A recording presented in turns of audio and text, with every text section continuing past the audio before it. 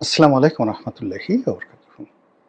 সম্মানিত দর্শক, Iran, America, ইসরায়েলের যে ত্রিমুখী লড়াই, এটি এখন প্রেসিডেন্ট ডোনাল্ড ট্রাম্পের মাথা খারাপ করে দিয়েছে।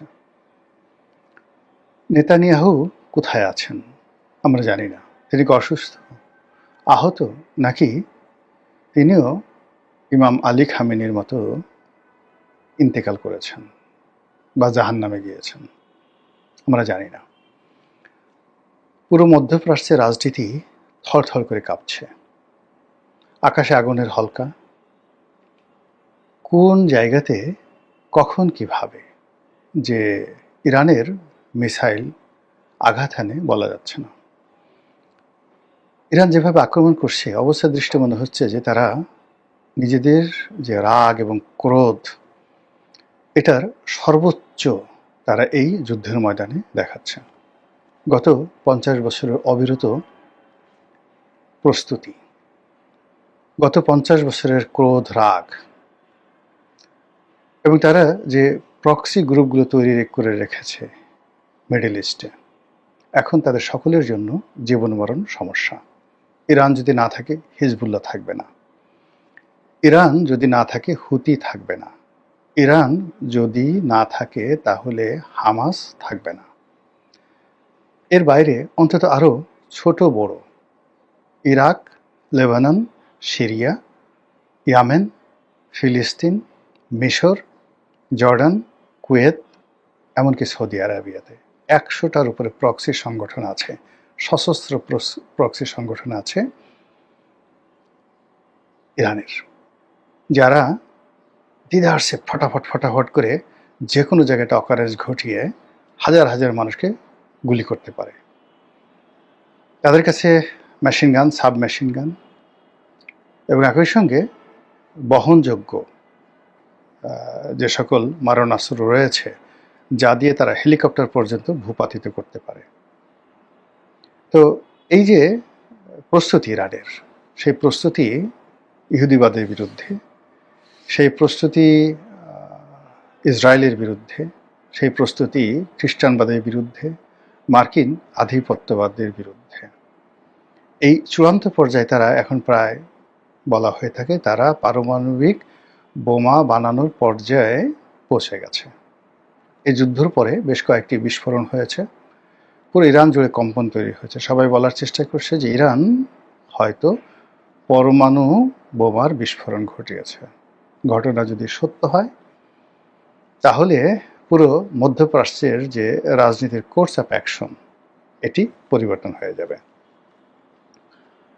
ইরান যে কাজটি করছে, তারা এবার মধ্যপ্রাচ্যের যে আকাশ প্রতিরক্ষা বহু, আমেরিকা এবং ইসরায়েলের যৌথ প্রযোজনাতে তারা ইসরায়েল এবং অন্যান্য আমেরিকা ইসরায়েলের বন্ধু রাষ্ট্রের যে সকল সীমানা রয়েছে, সেখানে তারা এই আকাশ প্রতিরক্ষা বহু তৈরি করে ফেলেছিল। এবং এই প্রতিরক্ষা বহু ভেদ করে ইরানের কোনো ক্ষেপণাস্ত্র ওই দেশে প্রবেশ করতে পারবে না, এরকম হুমবিতম্বি তারা করেছিল। সেই পুরো প্রতিরক্ষা বহু ভেঙে ফেলেছে।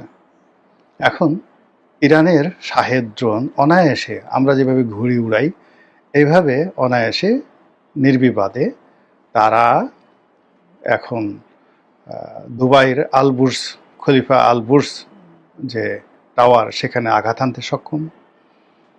তারা রিয়াদের হোটেল রিস কার্লটনে আঘাত হেনেছে। তারা সৌদি আরামকো তেল কোম্পানিতে আঘাত হেনেছে। এইভাবে আমেরিকার 17টি যে বেজ আছে ইরানকে কেন্দ্র করে, সব কিছু তছনছ করে দিয়েছে।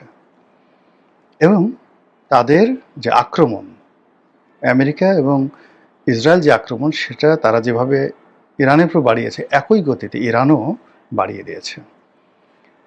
মধ্য থেকে ইরান যে কাজটি করেছে, তাদের কৌশলগত যে পোতাশ্রয় রয়েছে হরমুজ প্রণালী, এটা বন্ধ করে দেওয়ার কারণে পুরো তেলের বাজার, সারা পৃথিবীতে পেট্রোলিয়ামের বাজার মানে লাগামহীন হয়ে গেছে। এবং এই যুদ্ধ যদি 1 মাস চলে, হরমুজ প্রণালী যদি মাত্র 1 মাস বন্ধ থাকে, আপনি নির্ঘাত ধরে নেন তেলের মূল্য এখন যা আছে বাংলাদেশে বা পৃথিবীতে, এটা 3 গুণ হয়ে যাবে, জাস্ট 3 টাইমস।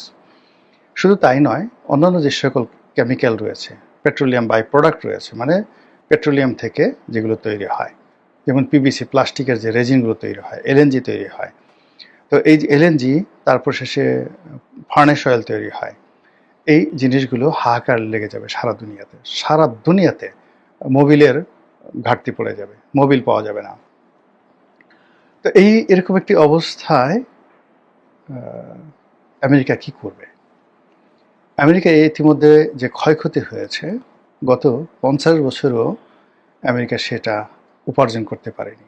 এই কদিনের যুদ্ধে তারা সর্বশক্তি, তাদের যে দাপট, মানে আব্রাহাম লিঙ্কন নামে তাদের যে একটা পারমাণু চালিত যুদ্ধজাহাজ ছিল, এটা আঘাত হেনেছে ইরান, এবং এটা এমনভাবে ক্ষতিগ্রস্ত হয়েছে যে এটি আর সমুদ্রে ভাসিয়ে রাখা যাচ্ছে না। এটি এখন সেখান থেকে ভূমধ্যসাগর থেকে সরিয়ে নিরাপদ জায়গায় আনা হচ্ছে মেরামতের জন্য। তাদের অন্যান্য যে যুদ্ধজাহাজগুলো, সেগুলো কাজ করছে না ঠিক মতো। বিরাট আর একটি যুদ্ধজাহাজ, মানে সেটার পুরো টয়লেট সিস্টেমটা নষ্ট হয়ে গেছে। এখন যারা সেখানে প্রায় 8,000-এর মতো সৈন্য আছে, সেই 8,000 সৈন্য মানে ঘন্টার পর ঘন্টা দাঁড়িয়ে থাকে টয়লেট করার জন্য। এরকম একটা অবস্থা তৈরি হয়েছে সেখানে। মানে প্রাকৃতিক বিপর্যয় যাকে বলে, খোদার গজব যাকে বলা হয়, সেই জিনিসগুলো ইরানের জন্য তৈরি হয়েছে। এদিকে একজন বলতেছে ডোনাল্ড ট্রাম্পের শরীরে পছন্দ হয়েছে, রীতিমতো কুষ্ঠ হয়েছে, তার চামড়া নষ্ট হয়ে গেছে। এবং একটা ভিডিওতে দেখলাম যে সে এমনভাবে হাঁটছে, অনেকটা মাতালের মতো তারা ঘুরে পড়ে যাচ্ছে। সব মিলিয়ে আমেরিকার যারা পররাষ্ট্রমন্ত্রী আছেন, স্বরাষ্ট্রমন্ত্রী আছেন, তারপরে প্রতিরক্ষা মন্ত্রী আছেন, তাদের কথাবার্তা এলোমেলো হয়ে গেছে।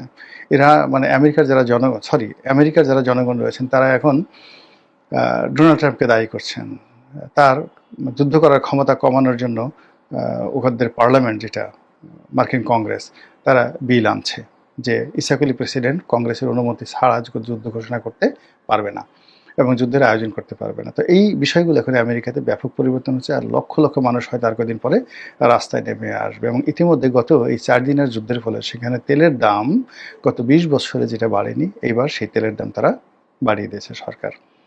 তো এই অবস্থাতে ডোনাল্ড ট্রাম্প কী করবেন? তিনি কি করজোড়ে ক্ষমা চাইবেন? তিনি কি এই যুদ্ধে ইরানের কাছে আত্মসমর্পণ করবেন? ইরানের যে ক্ষয়ক্ষতি হয়েছে সেটার ক্ষতিপূরণ দেবেন?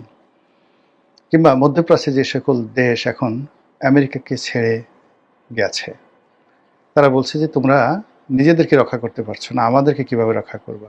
আমাদের যে সুখ স্বপ্ন, আমাদের ক্যাবারে ডিস্কো, আমাদের সেই বড় বড় যে বিত্তবিলাস, পেট্রো ডলার দিয়ে আমরা যেগুলো তুলেছি, সারা পৃথিবীর ধনীদেরকে নিয়ে আমরা যে একটা পাপের শহর তৈরি করেছি, যেখানে উন্মুক্ত যৌনতা থেকে শুরু করে সমস্ত অপকর্ম আমরা যেখানে প্রকাশ্যে করি সমুদ্রের তীরে বসে বসে, সেই বালাখানা ইরান ধ্বংস করে দিচ্ছে। এখন ইরানের এই শাহের ড্রোন মনে হচ্ছে আজরাইলের ড্রোন। আমরা যে পৃথিবীতে অপকর্ম করেছি আমেরিকানদের কবলে পড়ে, সেই অপকর্মের শাস্তি আমরা পাচ্ছি। আর তোমাদের সাথে নাই, আমরা এখন ইরানের সাথে আছি। এইভাবে অনেকে রণে ভঙ্গ দেওয়ার চেষ্টা করছে। আবার এই যুদ্ধের ফলে যদি ইরান জিতে যায়, তাহলে মধ্যপ্রাচ্যের দেশগুলো ইরানের আনুগত্য করবে, অথবা তারাও এইভাবে পরমাণু যুদ্ধ শুরু করবে এবং একই সঙ্গে নিজেদের সামরিক ভান্ডার তারা শক্তিশালী করার চেষ্টা করবে। পুরো মধ্যপ্রাচ্য শেষ এই যুদ্ধের ফলে। আর অন্যদিকে ডোনাল্ড ট্রাম্প, মানে সে যদি এই যুদ্ধে পরাজিত হয়, তাকে ক্ষমতা হারাতে হবে, নেতানিয়াহুকে ফাঁসিতে চলতে হবে। কাজেই তারাও কিন্তু মরণ কামড় দেবে। এবং এটি ইতিমধ্যে তারা বলে ফেলেছে যে তারা সেখানে স্থল অভিযান চালাবে, যেভাবে ইরাকে তারা সৈন্য সমাবেশ ঘটিয়েছিল। আপনাদের মনে আছে যে তখন প্রায় 4.5 লাখ রিপাবলিকান গার্ড ছিল, দুধর্ষ রিপাবলিকান গার্ড। তো সেই রিপাবলিকান গার্ডদের মোকাবেলা করার জন্য আমেরিকান সৈন্য সেখানে স্থল অভিযান চালিয়েছিল। এই একই স্থল অভিযান তারা ইরানে চালাতে চাচ্ছে। এটা নিয়ে আলোচনা। ইরানে কি স্থল অভিযান চালানো সম্ভব? না, কোনো অবস্থায় চালানো সম্ভব নয়। ইরানের যে অস্ত্র আছে, শস্ত্র আছে, গোলা বারুদ আছে, যে ভূমি আছে, এখানে 10 লাখ কেন 15 লাখ 20 লাখ সৈন্য যদি সমাবেশ করা হয়, ইরানের এই বিশাল ভূখণ্ডে তারা হারিয়ে যাবে, মরুভূমির বালির মধ্যে চাপা পড়ে যাবে। যে পর্বতমালা রয়েছে, জাগ্রেব পর্বতমালা রয়েছে, জাগ্রোস পর্বতমালা রয়েছে, সেই জাগ্রোস পর্বতমালা, সেখানে পৃথিবীর প্রথম ছাগল, মানে যাকে বলা হয় পাহাড়ি ছাগল। আপনি দেখেন ওই যে পাহাড়ে উঠে উঠে লাফায় লাফায় যে পাহাড়ে যে ছাগল ওঠে, সেই ছাগলের আদিভূমি এই জাগ্রোস পর্বতমালা। এবং এখানের অনেকগুলো পর্বতমালা রয়েছে ইস্পাহানের কাছাকাছি, যেখানে অনেক সন্ত্রাসী গ্রুপ 200 বছর 300 বছর, তাদের মধ্যে অ্যাসাসিনেশন একটা গ্রুপ ছিল। 300 বছর পর্যন্ত পুরো পৃথিবীকে তারা ডমিনেট করেছে। ওখান থেকে যারা একটা স্লিপ পাঠাতো যে অমুক রাজদরবারে রাজাকে হত্যা করা হবে, সেই রাজদরবারে কান্নার রোল পড়ে যেত। কিন্তু একমাত্র হালাকু খানই সেই তাদেরকে দমন করতে পেরেছিল। এছাড়া 300